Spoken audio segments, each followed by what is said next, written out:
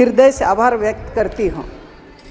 मैं न्याय और विकास के लिए सदैव इनके साथ खड़ी रहूँगी। सभापति महोदय, सरकार के द्वारा माननीय राष्ट्रपति के अभिभाषण के माध्यम से अपनी प्रशंसा की है और भविष्य की योजनाओं के सपने दिखाए गए हैं। सभापति महोदय, अभिभाषण में स्थिर और स्पष्ट बहुमत की सरकार की वर्तमान सरकार की चर्चा की गई है। तकनीकी तौर पर सदन में सरकार को बहुमत तो प्राप्त है, परंतु जनता की नाराजगी स्पष्ट रूप से व्यक्त हुई है। आपके माध्यम से मेरा आग्रह होगा कि सरकार देश के मतदाताओं की भाषा को समझ ले, उनके अनुसार नीतियों अपने व्यवहार में परिवर्तन लाए, देश की बात करें, न्याय की बात करें। 18वीं लोकसभा के चुनावों की भाषा स्पष्ट है। स्थिर और स्पष्ट बहुमत की सरकार ये नहीं है। दुनिया की सबसे बड़ी, सबसे तेज़ी से बढ़ने वाली अर्थव्यवस्था की बातें अभिभाषण में की गई है। 2014 में 11वां स्थान से 2024 में 5वें स्थान पर आ चुकी है। लक्ष्य तीसरी स्थान पर लाने का है। मैं झारखंड के कोल्हान क्षेत्र का प्रतिनिधित्व करती हूँ, जो जनजातीय बहुल क्षेत्र है। इन आंकड़ों का मुझे पता नहीं, परंतु अपने क्षेत्र में आय के साधन, गरीबी, बेरोजगारी, बीमारी को देखकर यही लगता है कि अर्थव्यवस्था का समता मूल्य न्यायपूर्ण बंटवारे पर अभी हमें और बहुत कुछ करने की आवश्यकता है।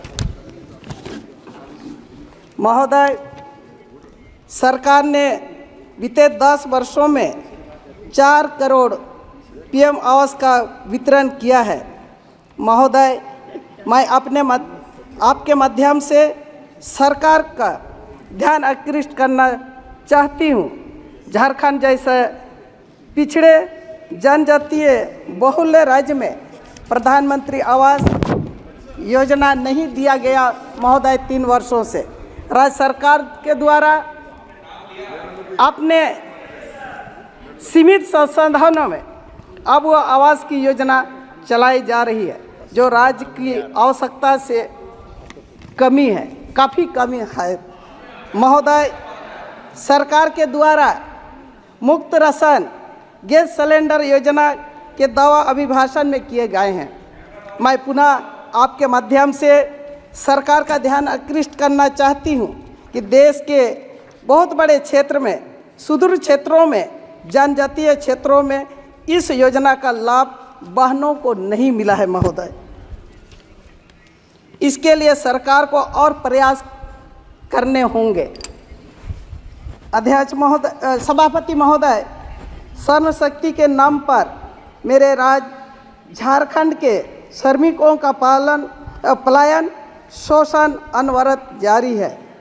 गरीब अपने अधिकारियों से अभिज्ञ खान मजदूरों, दूसरों प्रदेशों में जाकर काम करने वाले श्रमिकों को अनकरण, छटनी, बेरोजगारी, बीमारी से जब तक नहीं बचा पाएंगे, उनका सम्मान की बात करना बेमानी होगा। महोदय, इसी तरह से युवाओं के लिए भविष्य के साथ सरकार की विसन्नता खतरे में है।